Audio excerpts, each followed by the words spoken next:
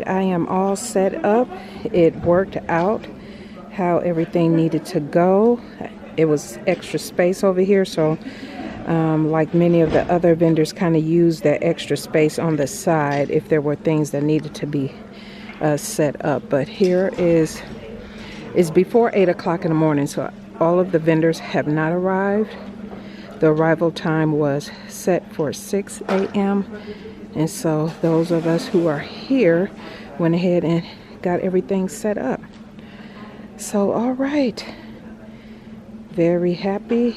Everything is here. We are good to go. Let me share with you how the table is set up. So here I was able to condense a few things and just still have the table look full without looking overly crowded or messy. So that worked out. And then so I have the discontinued journals up there, the new prayer and devotional pillows, the tote bags and down there, and there's empty space down there, which is fine. And of course the banner, which is new. This is a new banner. And I'm actually going to move this bag down here. Yeah, that's what I'm gonna do. Okay, I just moved that out of the way. That looks much better. Much better. This one I'll leave there so they at least see it, and I'll tell them it's extras down below. But yeah, I am happy.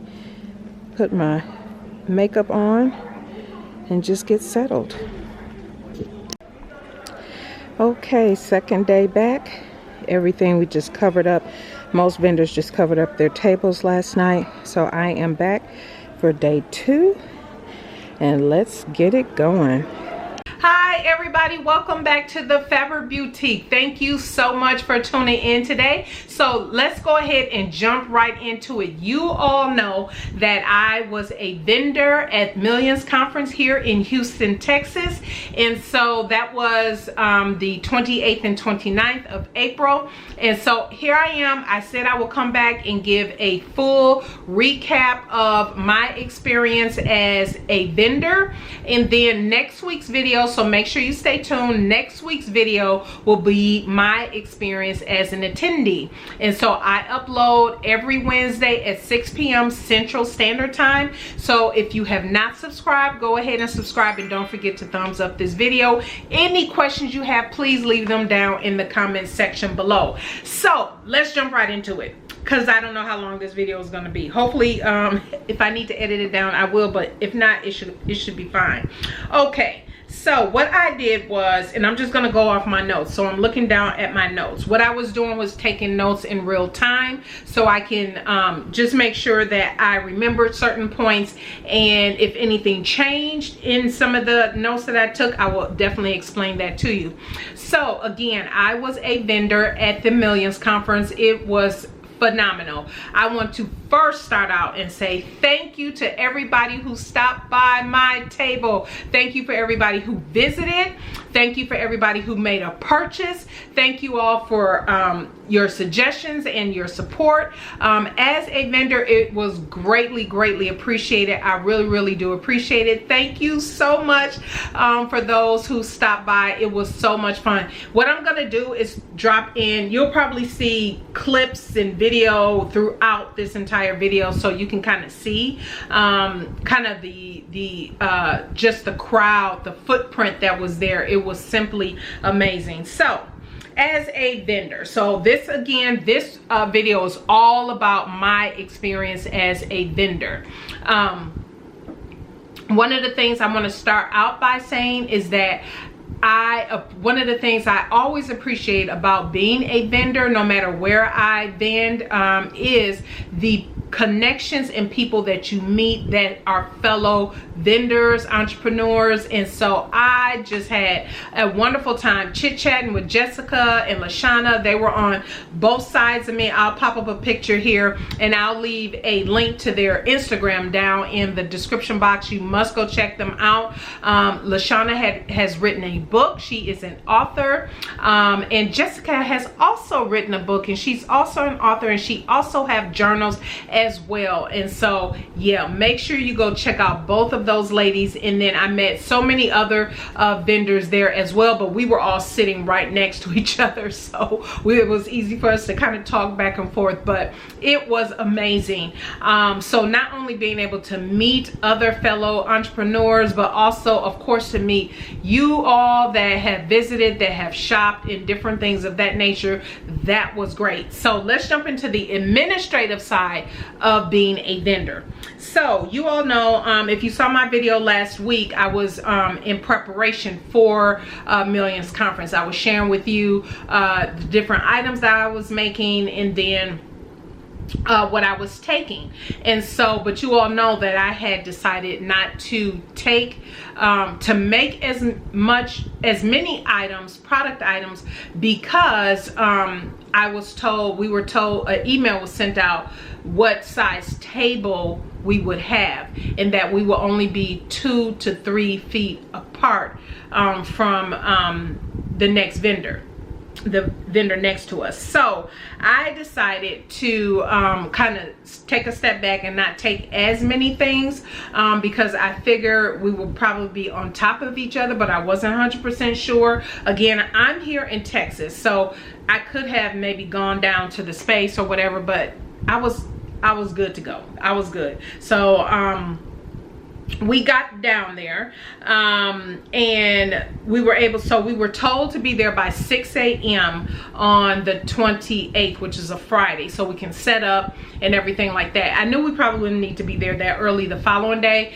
but to be able to set up everything. So that was more than enough time, because registration for everybody didn't start. I want to say that didn't start till 7 o'clock, but the actual conference wasn't starting until 10 a.m. So regardless to all of that, I knew getting there at 6 a.m. was more than enough time to set up, and then you can kind of take a breath, kind of, you know, settle down because setting up vending and everything takes, you know, it takes work depending on, you know, what your setup is and different things like that. And so I will show a clip of my setup and just kind of how my table looked after everything was put together. So I really appreciated having that downtime between after I set up. It usually takes me it doesn't take me long at all, maybe 30 to 45 minutes to set up, and that's just me just kind of taking my time. I would step back from the table a few times, walk past it a few times, just to make sure everything is looking how I want it to look. If someone doesn't stop by but they walk by, that they have a good scenery, that they kind of see what they need to see, and if, you know, it may entice them to come back, stop by, different things of that nature. So that's why it might take me about that long, because I kind of take a step back, take pictures, do different things like that. So it doesn't take me long at all to set up. So yes, I did get there at 6 o'clock in the morning. I was pretty much done by 7:30 how I wanted things to look, and for everything, because when we got there at 6, no one was there to let us in. So there were other vendors ahead of me, just a couple people, not very many, and so we were still waiting for someone to come to unlock the area where the vendors were. So we just stood out in the hallway, and then there was also a line forming for people who were just getting in line for the conference in general. So that's how that worked. So got there a little bit early, and that's okay. Got there at 6, but by the time we got in, it was closer to 6:30, and so we didn't have to worry about, there were no assigned tables, so we didn't have to worry about, you know, where our assigned table was. If you, depending on when you got there, if you got there early enough, like a few of us did, you got to pick whatever table you wanted specifically for you. So once we were let in, that's what I did. I chose the side that I chose, and the reason I chose the side I chose because I noticed along the wall there were vendors along the wall, and I noticed along electrical cord, and I saw a lot of outlets on that side. I chose not to go on that side because I didn't pay for electricity.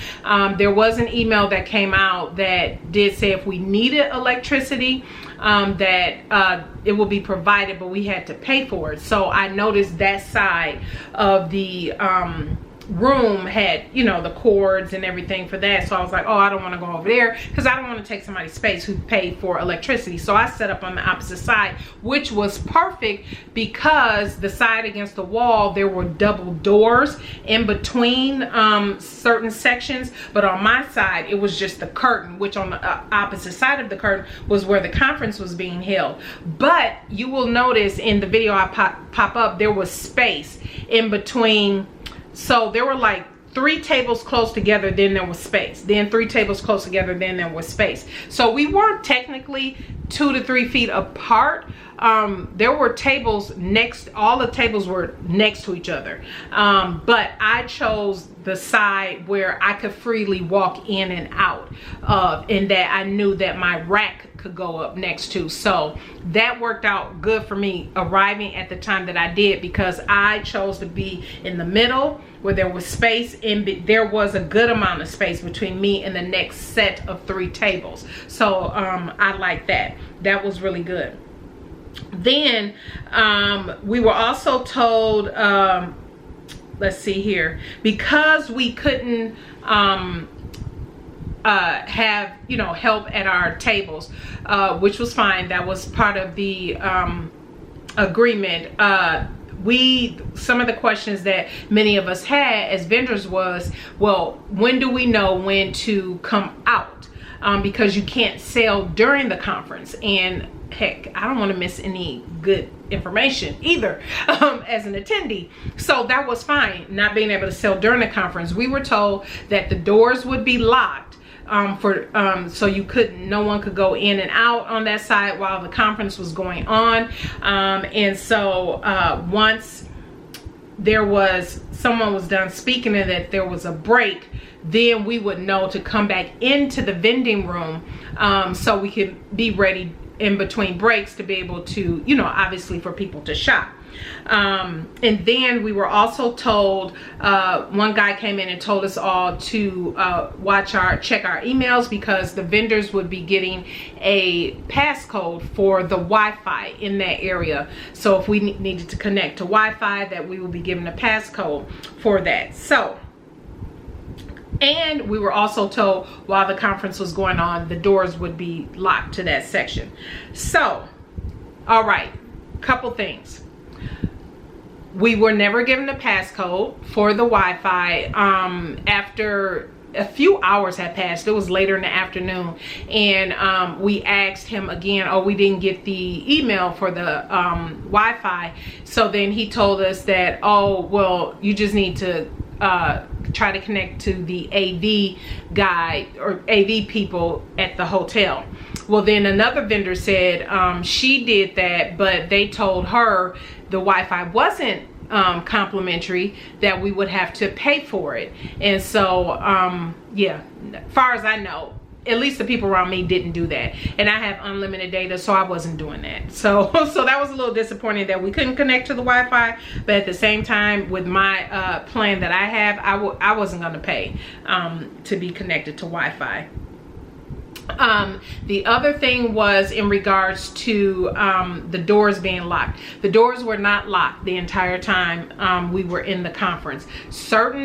I don't know what determined when the doors were unlocked or not locked, but there were a few times that I went to the restroom, and you have to pass by where the room that you would go in for vendors, and the door was open. And so I'm not sure, maybe they were working on something, people needed things or whatever, but I just went and sat back down because that's what my thinking was. Oh, you know, they're working on something in there, and that's why, you know, the door was open.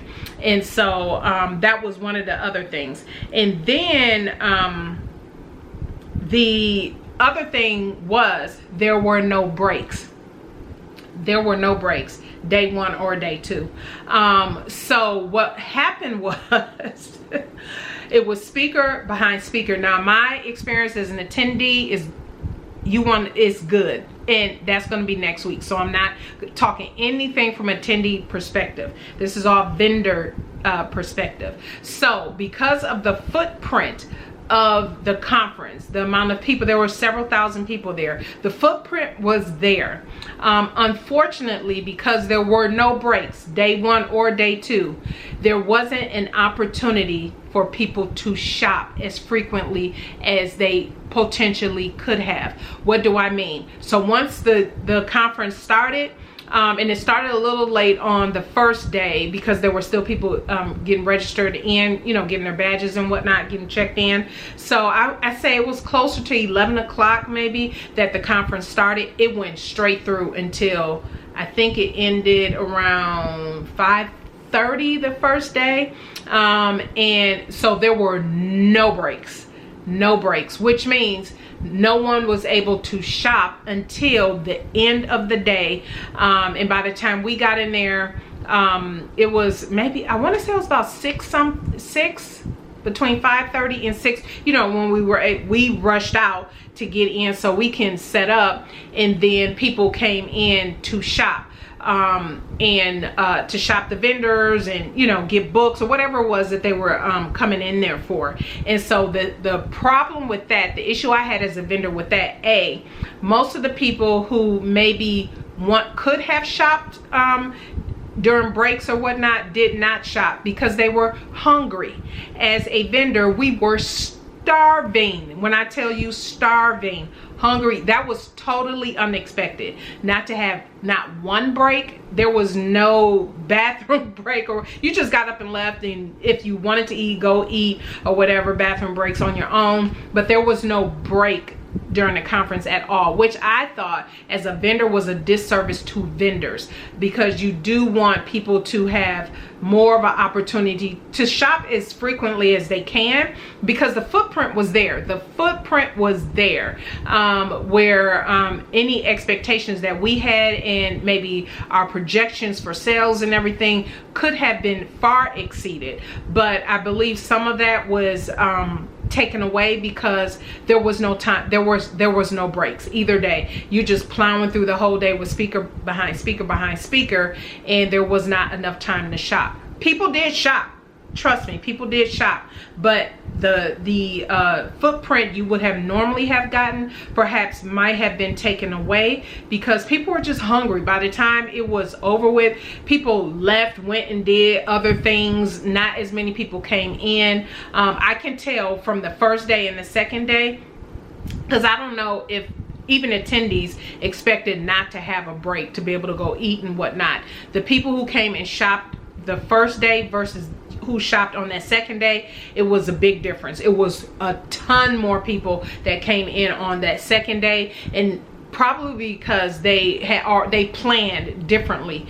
They assumed that there will be no breaks again on the second day, and that they will bring their food, know when to break on their own for lunch and different things of that nature. So that's how that went so far as that. So I thought that was a disservice to the vendors in particular.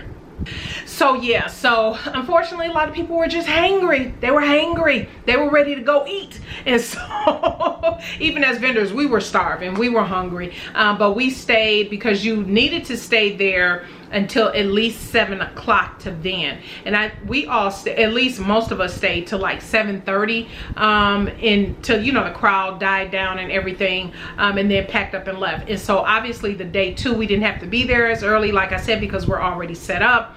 And then day 2 when we came in, one of the other vendors, there was one lady there before me, and she said, I'm not sure who it was, but told her that day 2 would be breaks. Like I just said, there were no breaks, but that day 2 would be breaks to allow people to shop, vendors and people to have lunch. Day 2 there still were no breaks. Again, to me, a disservice to the vendors.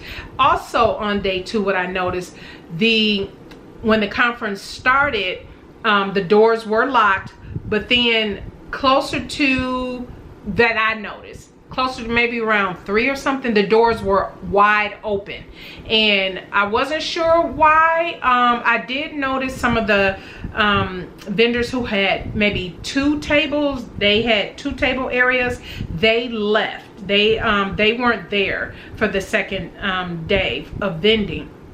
And so I was thinking, oh, they probably just got their stuff and left. But again, because I was walking back and forth, I noticed, I was like, the doors never closed, so they just stayed open that entire the rest of the hours of the day. So I'm not sure what that was about. And then as I'm looking at my notes, so yeah, that, and like I said, day 2, that's all my notes as from a vendor perspective. The rest is from an attendee perspective. But as a vendor, I thought there could have been more opportunities made for people to shop with the vendors, because we as vendors made an investment. Maybe myself and maybe one other vendor were local. Everybody else flew or drove in from out of town. And so so a couple people, I'm not going to speak to other people's concerns about the stuff that they had shipped in, thinking that there would be breaks in between for people to shop, but there just wasn't. The footprint was there, the clientele was there, people were there. There were enough people to definitely shop, but because you are running a conference that there are no breaks, and by the time it's over, people are ready to go. But like I said, compared to the first day, the attendees were probably more prepared, and just on that second day made sure that they ate lunch or whatever. And that's the only thing about not having breaks at a conference like this, is people are gonna leave to go eat and whatnot. They may be missing nuggets from a speaker or something. But anyway, I'll save that part for next week. But anyway, so that's the only thing. I thought it was a disservice, that part, to vendors, not to have vending more opportunities to shop with the vendors. They only had 2 times to shop. There were, to me, in my opinion, more opportunities could have been made. For example, day 2, it could have, the vendors could have been told, get there, even though the conference wasn't starting until 10, get there. People are going to be lining up at 7, 8 o'clock. Get here by 8. We'll have vending open from 8 to 10 right before the conference start, and then again at the end of the conference. I got there the second day at 7 o'clock. And there were people everywhere walking around, taking pictures, because there was picture booths and all these different things set up all around, which was fun.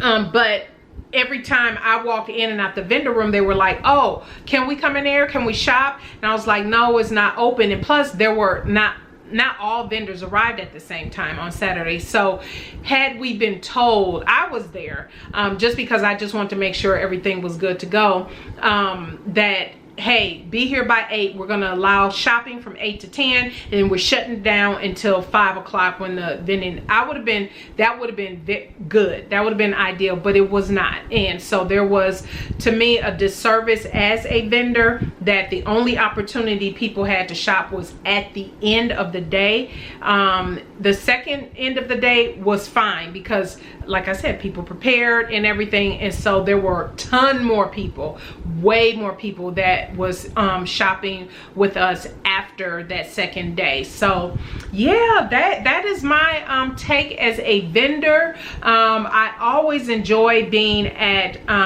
you all, I've said before, I love being at Christian conferences and events, just because I'm online based, but as you all know, I like to be out in front and with the people at least 2 to 3 times a year, and so at different events. And so for me, I love the opportunity to be able to be out in front and with, engaging with people, telling them the story of the Fabric Boutique and sharing the different products and different things that I have to offer. So I absolutely love that. I love meeting the other vendors, and so that was phenomenal.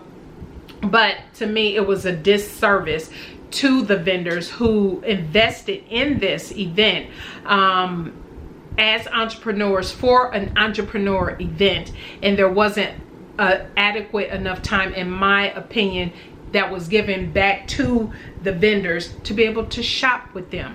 And so yeah, that is my only thing. Now, would I vend again at Millions Conference? No, I would not. I would definitely, for me personally, I'd rather just, if it's like this, I would just rather attend the conference, because the conference is good. The conference is good. The conference is good. I will say that. The nuggets and everything dropped and shared, and just enjoyed my time there, talking with other people and everything like that. Me personally, I would not vend. Now, the concerns and different things that I have, will I send those over to Tiffany Montgomery and her team? Absolutely, I will do that. And just express my concerns and my experience as a vendor.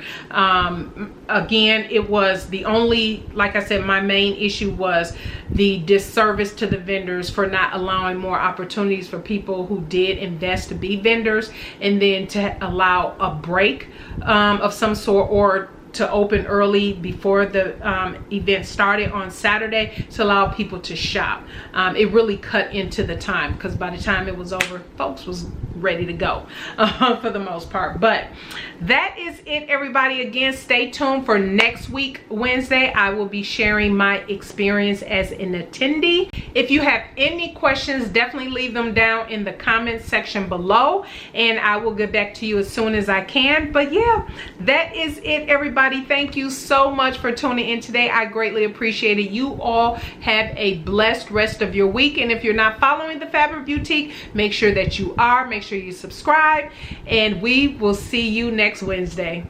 Bye.